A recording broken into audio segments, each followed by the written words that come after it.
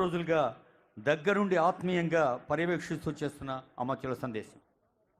గౌరవనీయులు మీ జిల్లా ముద్దుబిడ్డ ఈనాటి రాష్ట్ర ముఖ్యమంత్రి గౌరవనీయులు రేవంత్ రెడ్డి గారు, వేదిక మీద ఉన్నటువంటి సహచర శాసనసభ్యులు, మంత్రివర్యులు, పార్లమెంటు సభ్యులు, శాసనమండలి సభ్యులు, ప్రజాప్రతినిధులు, ఈనాటి ఈ రైతు పండగకి లక్షలాదిగా విచ్చేసినటువంటి తెలంగాణ రైతాంగ సోదరీమణులందరికీ రాష్ట్ర ప్రభుత్వ పక్షాన, వ్యవసాయ శాఖ పక్షాన ధన్యవాదాలు తెలియజేస్తున్నాం. సంవత్సర కాలంలో విధ్వంసమైనటువంటి ఆర్థిక వ్యవస్థని సరిచేసుకుంటూ చిన్న భిన్నమైనటువంటి పరిపాలనా వ్యవస్థని సరిచేసుకుంటూ అన్ని శాఖల్లో అయోమయంగా అప్పుల పాలైనటువంటి ఈ రాష్ట్రాన్ని ఒక సక్రమమైనటువంటి మార్గంలో నిలుపుకుంటూనే ఎన్నికల ముందు కాంగ్రెస్ పార్టీ రాహుల్ గాంధీ గారు ఇచ్చినటువంటి వాగ్దానాన్ని అమలు చేయటం కోసం పెనుభారాన్ని భుజానేసుకొని ఈ రాష్ట్ర ప్రభుత్వం, సాక్షాత్తు రాష్ట్ర ముఖ్యమంత్రి అన్న కష్టాలున్నా అప్పులున్నా ఆనాడు కాంగ్రెస్ పార్టీ రాహుల్ గాంధీ గారు, సోనియా గాంధీ గారు ఇచ్చిన మాటను నిలుపుకోవాలి.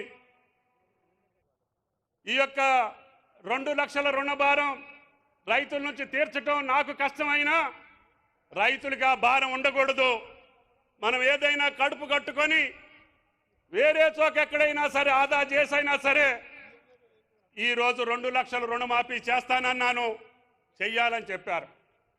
అంతేకాకుండా గత మే నెలలో ఆ ప్రభుత్వం ఎగవేసినటువంటి రైతు భరోసా 7,625 కోట్లు వాళ్ళు ఎగ్గొట్టినా కూడా మనం ఇయ్యాలన్నా ఎట్టి పరిస్థితుల్లో జమ చేసి బట్టి గారికి చెప్పండి. స్వాతంత్ర దినోత్సవం రోజున దాంతో పాటు రుణమాఫీ, వాళ్ళు ఇచ్చినటువంటి రైతు భరోసా 7,000 కోట్లు రిలీజ్ చేశాం. రైతు బీమాకి డబ్బులు కట్టాం.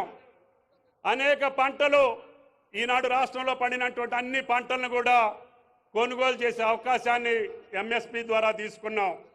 రైతాంగానికి పెండింగ్లో ఉన్నటువంటి అన్ని సమస్యల్ని పరిష్కరిస్తూనే ఈనాడు భారతదేశంలో అత్యధికంగా నా రైతులు పండించినటువంటి వరి ధాన్యాన్ని కొనే బాధ్యతను కూడా ఈ ప్రభుత్వం తీసుకుంది. ఆ వరుణ దేవుడు కరుణించాడు, ఈ రాష్ట్ర ప్రభుత్వాన్ని ఆశీర్వదించాడు. తెలంగాణ రైతాంగానికి ఎకరానికి 40 నుంచి 50 బస్తాలు ధాన్యం పండేటటువంటి అదృష్టం ఈనాడు తెలంగాణ రాష్ట్ర రైతాంగానికి దక్కింది. భారతదేశంలోనే అత్యధిక వరి ధాన్యాన్ని పండించినటువంటి నా రైతన్నకి ఏ కష్టం లేకుండా వరి ధాన్యాన్ని కొనుగోలు చేయాలి అని చెబితే ఉత్తమ కుమార్ రెడ్డి గారు చిరుజల్లులు పడ్డా, తుఫాన్లు వచ్చినా, రైతులు ఇబ్బందుల్లో ఉన్నా, కష్టకాలంలో ఉన్నటువంటి రైతాంగాన్ని పకడ్బందీగా వరి ధాన్యాన్ని కొనుగోలు చేస్తున్నాం. అదృష్టం ఈరోజు బయట మార్కెట్లో కూడా మంచి ధర ఉంది. 31,100కి ఇంటికొచ్చి కొనుక్కెళ్తున్నారు, కళ్ళాల్లో కొనుక్కెళ్తున్నారు. రైతుకు రూపాయి రావాలి, మీరు రిస్ట్రిక్షన్ పెట్టబోకండి, వాళ్ళు ఎక్కడ రూపాయి వేస్తే అక్కడ అమ్ముకునేటటువంటి వెసులుబాటు ఇవ్వండి అని చెప్పి ఉత్తమ గారిని మేము కోరాం. అందుకనే 1,53 లక్షల టన్నుల బియ్యం వరి ఈరోజు బ్రహ్మాండంగా కొనుగోలు జరుగుతుంది. అదేవిధంగా అన్ని పంటలకి కొనుగోలు చేస్తున్నాం.